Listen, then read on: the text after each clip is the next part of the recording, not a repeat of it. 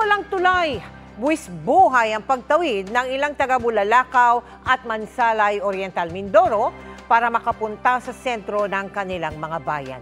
Kaya sila ang sunod na hahandugan ng Kapuso Tulay para sa Kaunlaran Project ng GMA Kapuso Foundation. Dahil walang tulay, pilit na tinatawid ng 73 taong gulang na si Igel ang ilog na ito para makapagbenta sa bayan ng Bulalakaw sa Oriental Mindoro. Habang pasan ang 10 kilong kamote at saba, walang takot na hinaharap ni Igel ang ilog na kung minsay umaapaw kapag malakas ang ulan. Mga alauna ng gabi, galing sa amin, bago kami makarating sa Tianggib, mga alas 7, alas 8, ganun. Ganun karayo. Pag mataas ang ilog ay hindi nga kami makatawid.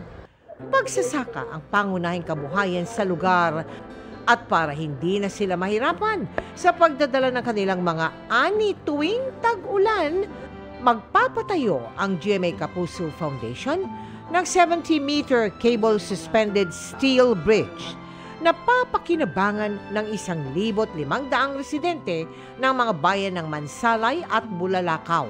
Bagamat hindi maganda yung nangyari sa kanila na naapektuhan sila ng oil spill. Tapos meron ding drought last year, yung tagtuyot. At nagkaroon din ng tagtuyot ngayon.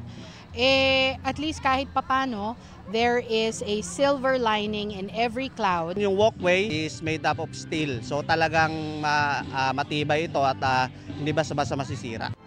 Katuwang natin sa proyektong ito, ang 51st Engineer Brigade ng Philippine Army. Ang may bibigay na tulong, Armed Forces of the Philippines, is the manpower, the technical skills also ng ating mga engineers, and even yung mga transportation requirement. Nagsagawa rin tayo ng feeding program at namahagi ng food packs. Maraming salamat din po sa Globe Telecom Incorporated. Mabuti pag may tulay na, maalwan-alwan na siguro ang buhay.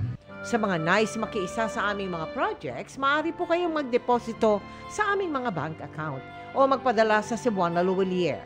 Pwede ring online via GCash, Shopee at Lazada.